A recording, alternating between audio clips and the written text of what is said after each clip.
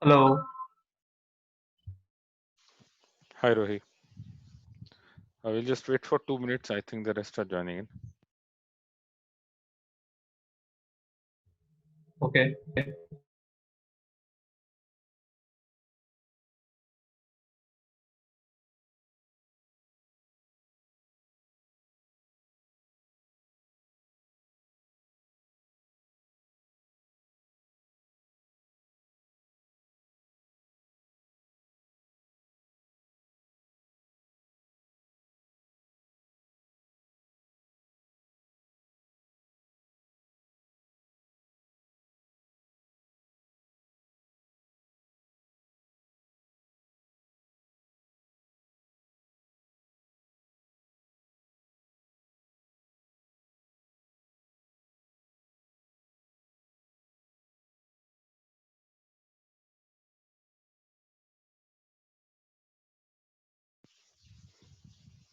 Hi Saransh. Hi, Bhavik.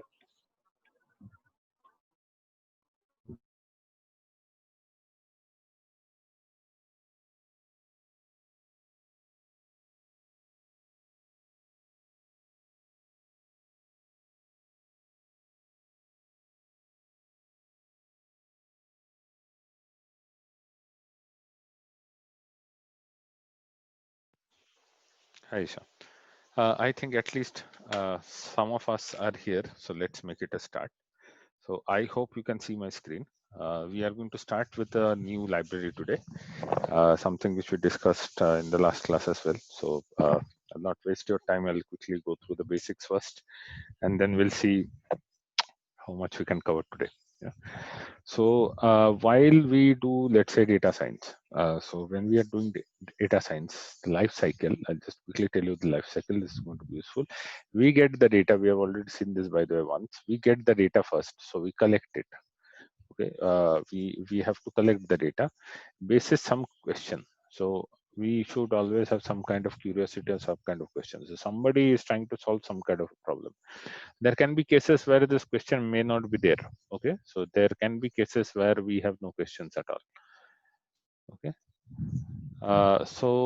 in that cases also we can do this, but ideal condition or almost always what we see is people who are working as a data scientist are asked, are expected to solve questions basis which we start collecting the data. Once we have the data in place, what we are going to do, we are not going to directly jump into very advanced techniques which involves a lot of math and a lot of let's say machine learning and deep learning and reinforcement learning and all these concepts. We're not going to learn from the data directly. We can't do that. On day one you cannot teach a kid to do things, right? You have to let him play. You have to let the kid play so that they can understand and feel the shape, the size, the color and things and so on. So after a certain point in time when those shapes are clearly understandable for you, then only you can ask that kid to learn. Or otherwise, once a kid is born, you directly don't send that kid to school, right? You need some time. You give her time or you give him time like 5 years, 5.5 years, post which you go to school. Okay, before that you only go to prep school or only go to preschool where you are not really learning. You are learning by means of play, right? So that's what is one of the most important tasks that we also need to do when it comes to data science, and that is often overlooked by people, but this is something that we are going to always do, and that is known as data analysis. If you have not done data analysis, either you have not understood the question, so you should go back. Okay, if there is any problem with data analysis, you should go back to the question, or you may have to go back to the collection of the data, because if your data analysis does not reveal information which you don't already know, then you are doing something wrong. Example given, I don't know if I have a company and whether or not my salesmen or people who are actually doing door to door kind of, let's say, sales are healthy or not. And why do I need to know that? Is because over a period of time, let's say for the last 1 year I'm doing this, and I'm a partner with, let's say, Flipkart or any other such kind of e-retailer company, and I'm not getting that much of revenue that I expect to get from this business. So instead, what I am getting is kind of an average response from the market. My rating is like 3.2 out of 5 and so on. So I have a okay business. I don't have a very good business. I would like to make my business better. In which case, I would like to understand one of the aspects, let's say, is that whether or not my employees are really fit, that they are able to cover as much ground as possible, right? in which case I have some question basis which I can collect some data. So that's the first step. I have the question. Then the second step I have or may have some kind of, let's say, ability. It's not always a possibility that I can collect data. Okay. Do remember that there will be situations where you cannot collect the data because you have not thought about it. So you need to give this time. It may well be the case that this is the first time you are going to solve such kind of problem. So you don't know. So I don't know in this case what I'm going to do with the data, how I'm going to do it, or maybe I don't even have the data. What am I going to do in that case? I'm going to wait for, let's say, 3 to 6 months. I'll wait for 3 to 6 months, and within this 3 to 6 months, what I'm going to do, I'm going to give free fitness bands to all my employees, to all my salespeople. I'm going to buy that from some company. Let's say uh, Ahul has a company and he is actually selling fitness bands. And if I am the procurer of those kind of fitness bands, I can have a specific offer in which case I get some kind of terminal from where I can collect this data. Right? I can buy those fitness bands for my employees, and Rahul will end of the day after every month he's going to share me all the data that he has collected. So in this way, I can collect the data. Post which I should be analyzing. I must analyze the data to find out answers to a lot of questions which I have not even asked, or a lot of areas which I don't even know. Okay, if I know everything, if I already know how healthy or how unhealthy my salespeople are, then I'm not asking the right question, or maybe I've already solved my question and I'm not aware of that. In which case, this entire process is going to be repetitive enough. This is going to come back to square one and then go back to the second stage and third stage, and again you are going to come back to stage zero and so on. So this kind of to and fro is going to continue unless the data analysis is done properly. And the only way to justify, or a very important way, I'll not say only way, that's a wrong statement, a very important or essential way of identifying whether, as a data analyst, let's say Sarangs has done his job properly or not, is by means of the fact that the output of the data analysis should reveal something which I was not already aware of.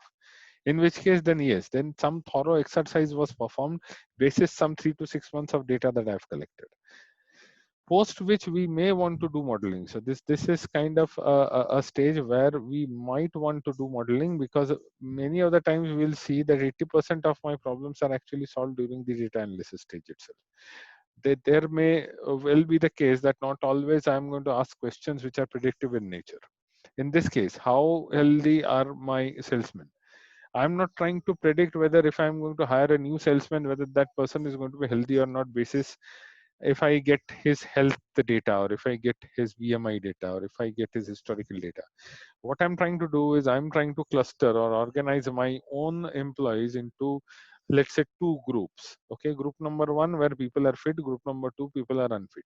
If people are unfit, I'm going to give them some kind of, let's say, help or helping hand so that they can improve their health, and then maybe they'll be able to cover more ground while they're doing a kind of a door-to-door salesmanship. But if they're already fit, I know that these people are going to earn me a lot of money. I'm going to put them into very posh areas, and I'm going to deploy them into, let's say, areas where they can cover a lot of ground, and even by selling 10 items a day they can earn more than the other person who is maybe selling I don't know, 20 items a day. So that kind of strategy can be applied to improve the revenue of my company. To do that, I need to do data analysis. By means of doing data analysis only, I will be able to answer these questions, because this is not a modeling question. A modeling or a machine learning or a deep learning question or predictive question comes when I would like to predict whether tomorrow we are going to have this class or not. Basis the previous data. So I need a lot of data. Are we all attending the class on time? What are the statistics of the Zoom system that we are using to join this class, so on and so forth. So I need a lot of historical data to predict something which is going to happen. That may not always be part of my question. My question may also be non-predictive, but that can also be part of the data science lifecycle. Post which, once I've done some kind of analysis, or once I've done some kind of, let's say, modeling, the very, very interesting part is to visualize that output. Because if you are not able to visualize and present that output to people who don't know who is or what are the things which is part of, let's say, machine learning, we all are learning Python language, and we are learning these libraries called NumPy and so on and so forth. It's quite good for us that, okay, we understand the technicality, so we know what is going to be the background.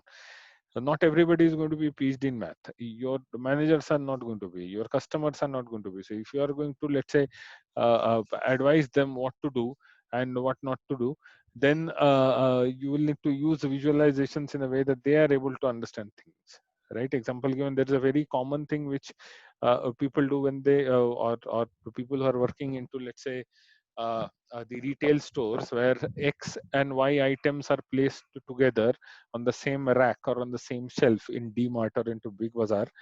Reason being, they have some kind of a team in the background, some set of, let's say, data scientists who have already figured out that the probability of customers going to DMart in that specific store of buying product B if they have bought product A is very high. So that's why A and B are kept at the same place. Now, this is one way to market the product, right? This is one way to engage the customer. But imagine you go to a store like that and you are going to buy product A.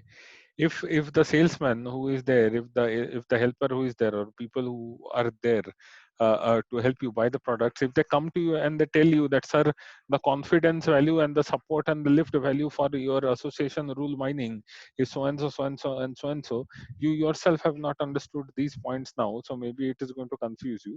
But these are like the technical or the mathematical outputs that you are going to get out of an association rule. You can't say that to a customer. You need to understand that the customer may or may not understand your lingo. Your linguistic may be completely alien for them. That's why this kind of a visualization is going to be very useful, and visualization helps understand the scenario. It is directly related to data analysis. It may or may not be related to machine learning.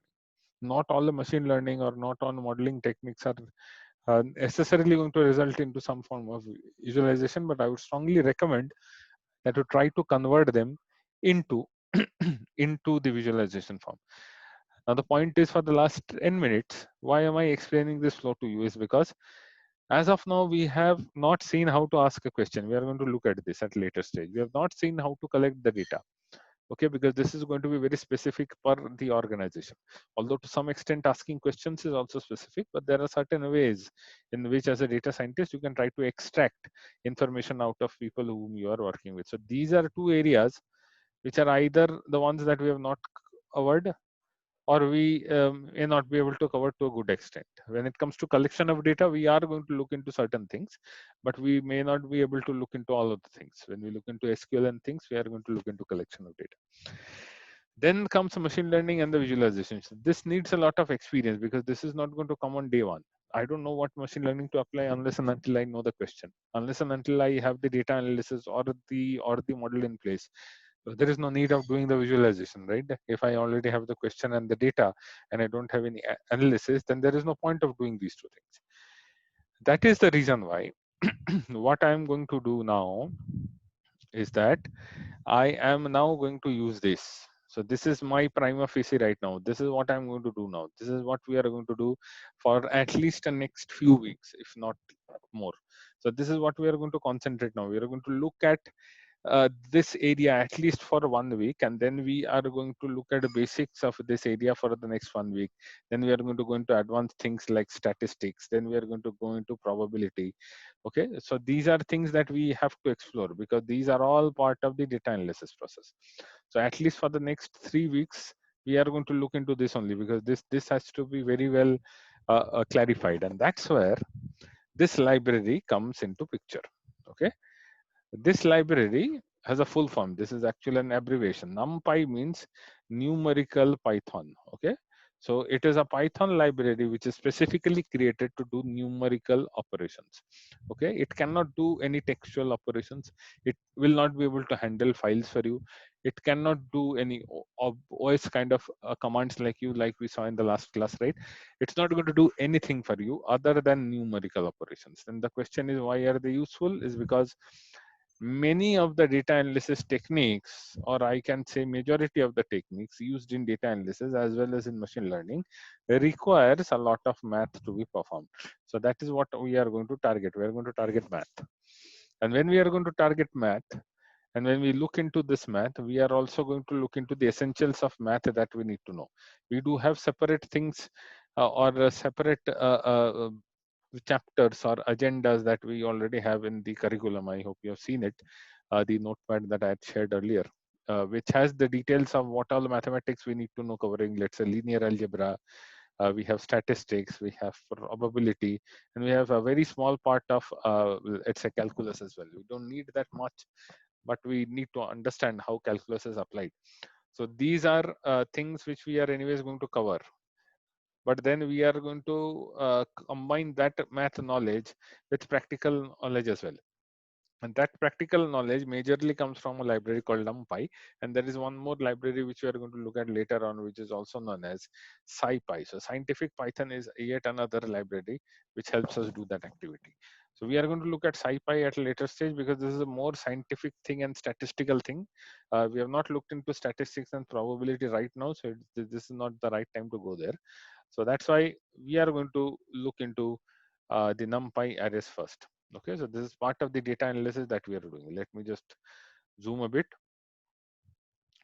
In here, what NumPy is going to do is that NumPy, or the main construct, or the main item which you can create. Give me a moment.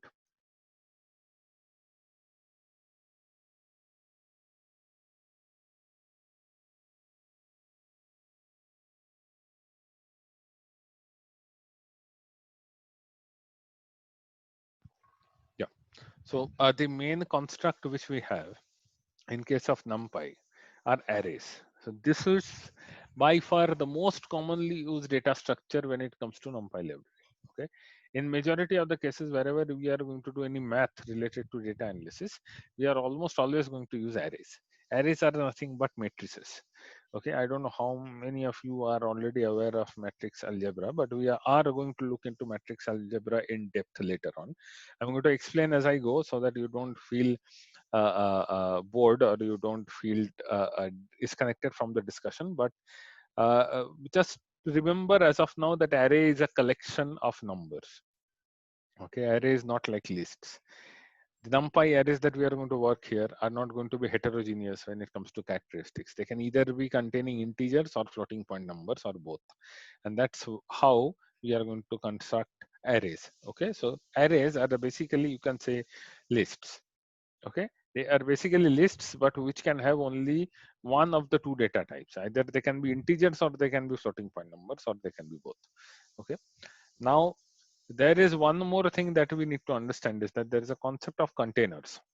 Okay, so we have already looked into lists and, let's say, dictionaries. The concepts used in lists as well as the dictionaries, which are the data structures in Python, are going to be somehow related and reused when it comes to NumPy and the libraries that we are going to use.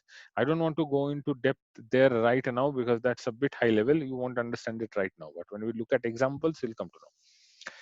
So NumPy, or numeric Python, is a library to do math when it comes to data analysis, when it comes to machine learning. And the most important thing, or the most important attribute of NumPy, is an array. So we are going to play with arrays as much as it is really possible. Okay, so we are going to play with the arrays as much as it is required. Okay, now there are a few features on NumPy that we also need to know. First of all, it is very close to hardware. Why is it close to hardware? That's point number two, by the way. I wanted to touch point number two because that is more important than point number one. You may or may not know the value of point number one right now, because multi-dimensional array is something which I have not told you. If you have background information, very good. But I'll assume that you don't know anything about what is a multi-dimensional array.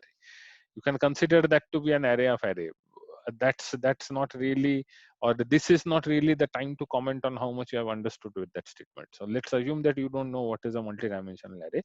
When we look at what is array, then we will come to know how it is going and how it is not going. Okay, so now the most important part is point number two. Point number two is most important, and the reason being, this library is very efficient. The reason why it is efficient is because it is close to hardware. Why is it close to hardware? Because it is a direct implementation using C language. You just have the APIs available in Python programming language. The development of NumPy is entirely done using C language. Okay. Also, point number three, this you can consider as an advantage, you can consider as a disadvantage as well. It depends on what you're trying to do. Okay, but I consider that an advantage because there must be specificity in what we are trying to do. But for some people this might be a disadvantage. What I mean by specificity is that, let's say you go to a team or you go to a company, you always find that there are more than one people in the company. Okay, why are there more than one people in a company or more than one people in a team? Is because each and every person has a specific responsibility to do. Not everyone can do everything. I'm not saying that I'm stopping them from doing. Maybe they are extraordinarily genius and they are people who have hailed from, let's say, Google or Facebook, and they have a lot of technical knowledge. Given time, given efforts, given, let's say, background or it's a support, they should be able to do a lot of tasks by themselves. But then also, you see, in good companies and in very structured companies, you'll have different departments, different people doing different work. Exactly, using the same notion, NumPy is only for a certain set of scientific computation which are previously designed, okay, or they are already defined. Okay, scientific computation can be done for convenience using NumPy, but that does not mean NumPy can do everything, and NumPy should not be doing everything. Okay, we are going to look at this. Ignore point number 4. That's not really required for you right now. But as of now, it is an efficient library. That's what we need to remember. The second thing, it is designed for scientific computing in specific use cases for our convenience. Okay, let's try to create some arrays and let's see how it is going. What I'm going to do, just to test whether my notebook was perfectly fine or not, I had actually run this. So let me remove all the executions and let me start from here.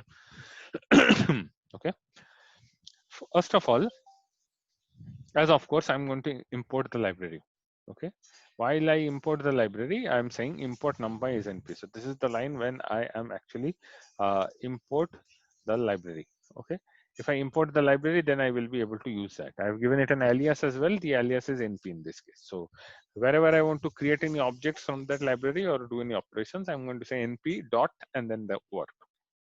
Now I want to create a single dimensional array. Okay, what do I mean by a single dimensional array is because it has only one dimension. It can be plotted, let's say, on x-axis.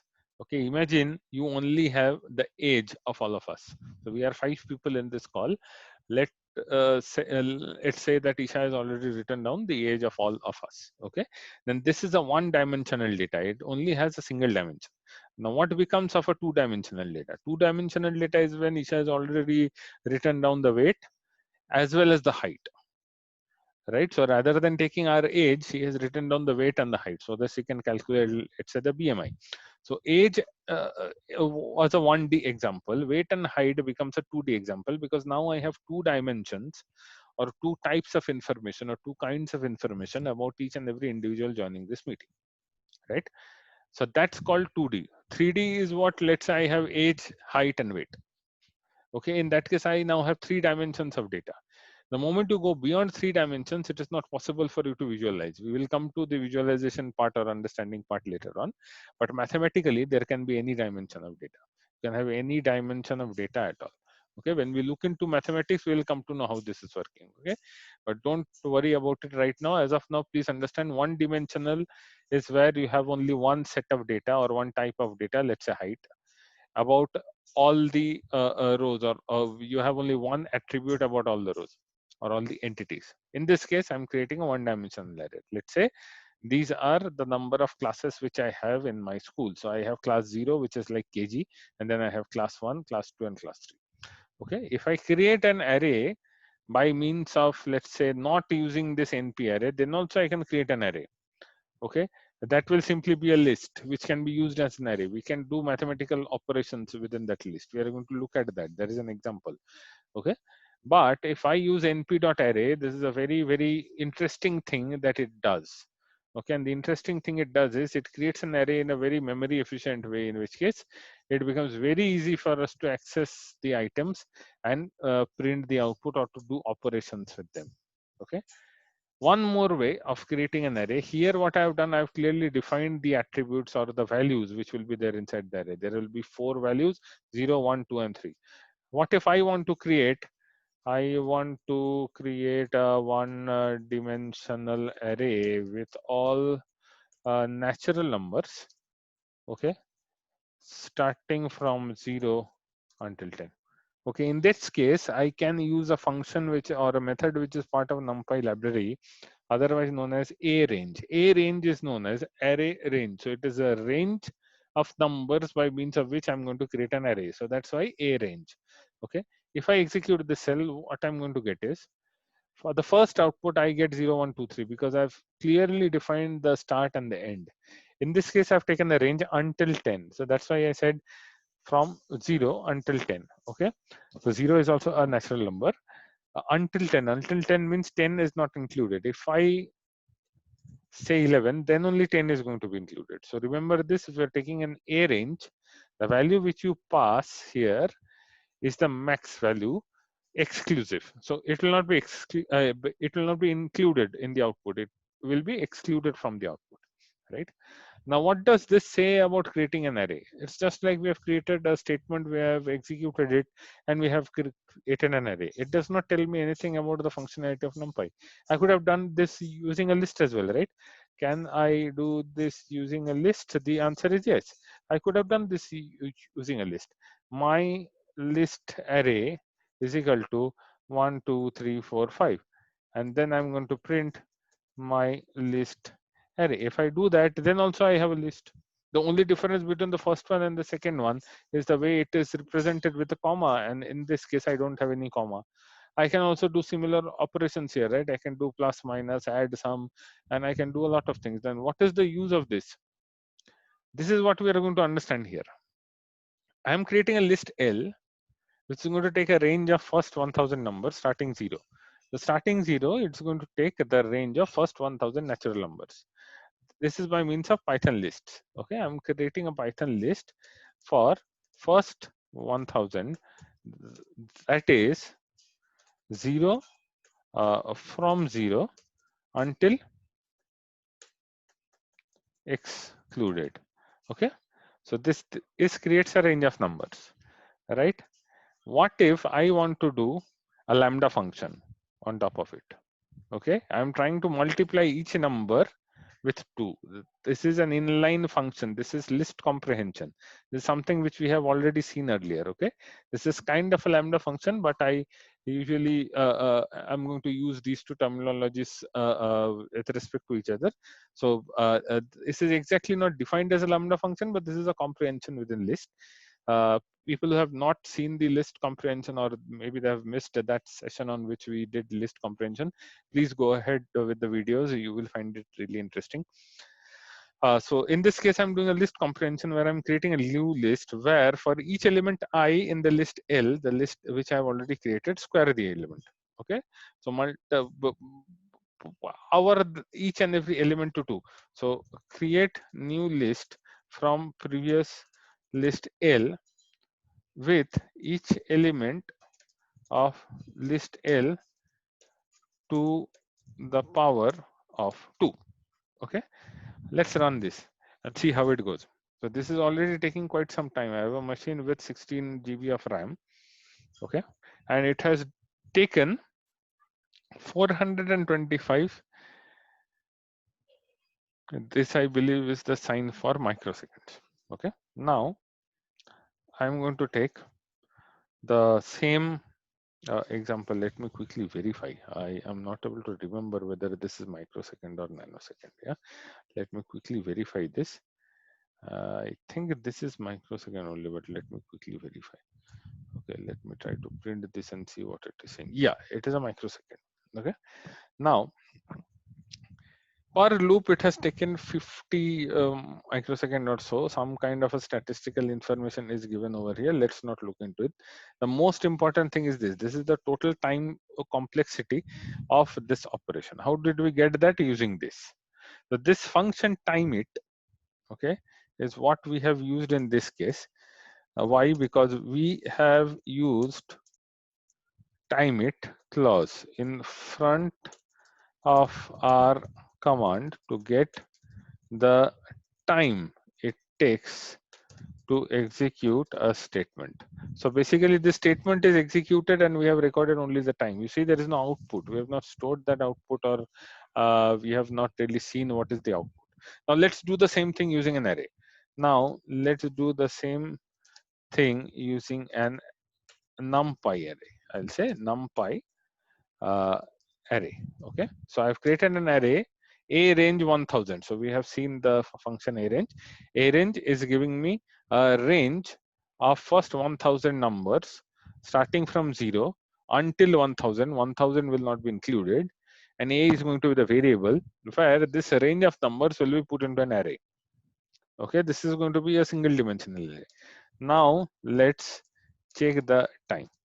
Okay, here you see what I'm doing. Interestingly, I had to write a lot of code over here. At least I had to write 1, 2, 3, 4, 5 words. Now I'm only writing one. I'm only writing one operation, which is signifying that I want to use this array and multiply each and every of its elements, or power each and every of its elements to 2. Okay, I don't need to write any loop. I don't need to write anything other than this. So this is the power of the NumPy arrays, where I can essentially write or be far more expressive when I'm going to write my code. And then if I'm going to execute this code, as you can see, this has taken only 2.88 microseconds, with each loop taking only 458 nanoseconds. So that is the difference between the time. We look at this 425 microseconds, and this one is going to take only 2.88 microseconds. Okay, it is only going to be 2.88. So difference, I mean, look at the difference now. How much is this powerful as opposed to this one? So this is the power of using NumPy, right? So this is the power of using NumPy. Okay, this is how NumPy becomes useful. Okay, now if I am creating an array with the manual means, so that is what I have written over here, construction of arrays in a manual way, and then I usually represent them as a list, calling the function nparray, and then an array is created. If I type a, I'm going to get a value of this.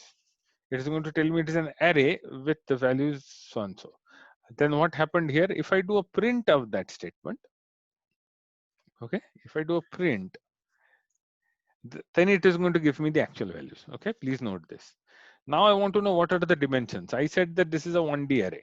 Okay, how are you going to verify that this is a 1D array? Tomorrow I might have different dimensional arrays as well.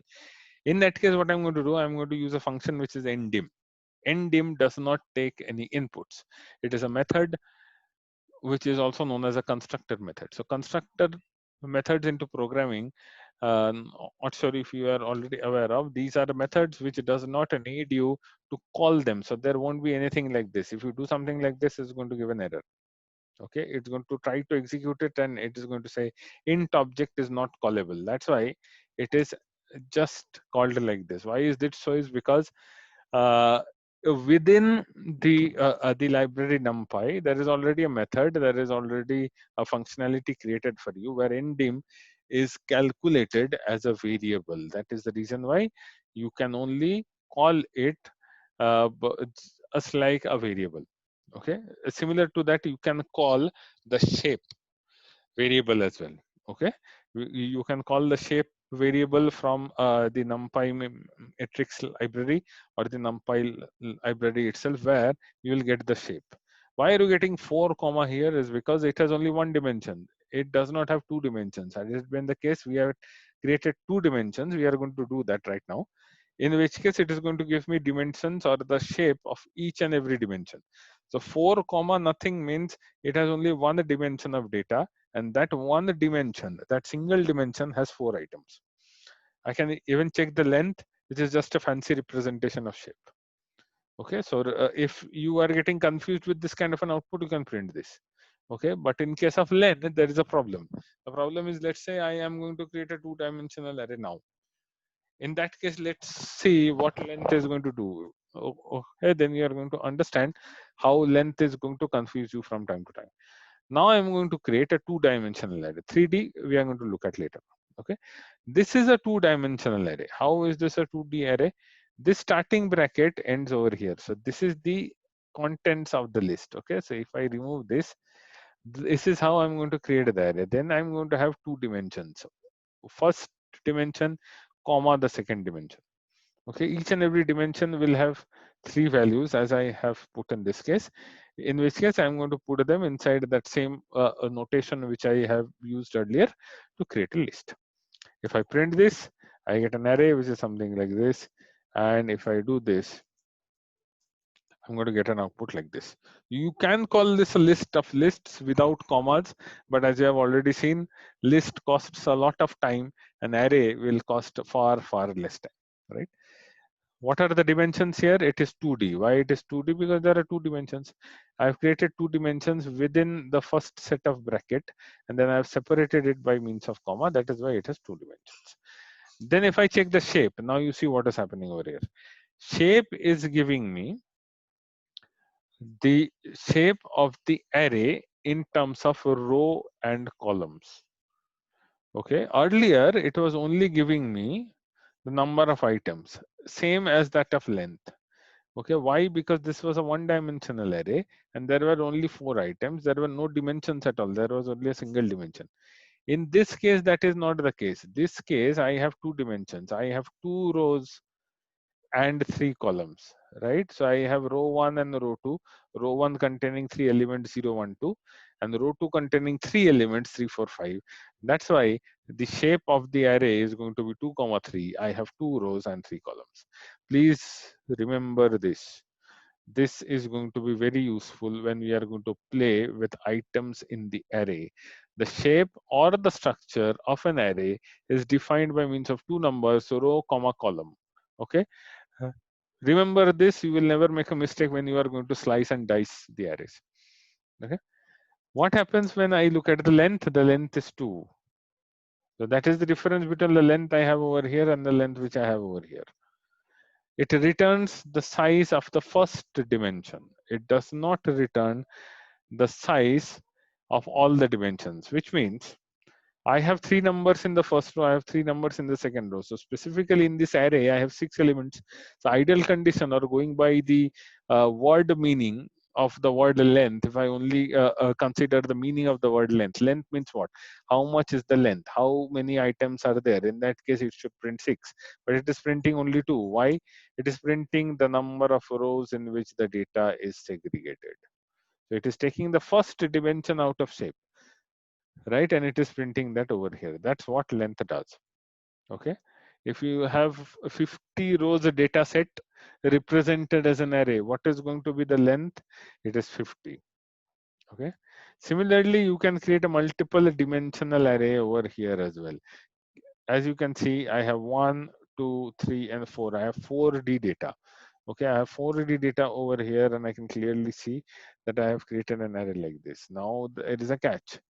It looks like a 4D data, but it was not a 4D data. If I look at the dimensions, I have 3 and shape says 2, 2, 2. Why is this 2, 2, 2? Is because I have each and every row or each and every set of items, which are collection of 2 items, divided into 2. Right, so I have actually divided this into 2. You see this bracket over here and this bracket over here. This bracket is actually dividing it into 2. Had it been the case, I had removed this. Okay, I had removed this and I had removed this. Okay, then I would have got a shape of 4 by 2. Okay, because now I have 4 rows and 2 columns. But that's not what I am doing over here. What I am doing instead is that I'm putting the first row inside a new list-like structure and the second row also in another list-like structure, which is actually increasing the confusion for you. I understand, but I'm simply breaking the array into multi-dimensions. This is like layering of arrays that can happen within the data. This is not something you may want to do by yourself. This can happen from the data that you are using. I know this is going to be a bit confusing right now. We are going to look into use cases. At that point in time, you'll come to know what this is going on. Now, I'm going to make a stop over here because we have less than a minute to close the call. We are not going to look into the rest of the notebooks right now. We will look into them later on. I'm going to share this one notebook with you. I'm not going to share anything else right now. I'm going to share this NumPy array object thing with you so that you can at least go through the lines that we have executed, see how it goes. Okay. Unfortunately, I think I'll have to stop because the time is getting over. If you have any questions, please let me know offline. Okay. I think that's all for today. Thank you so much for joining. Thanks, Dominic. Thanks. Thanks all. Thanks, Mohammed. Thanks, Rahul.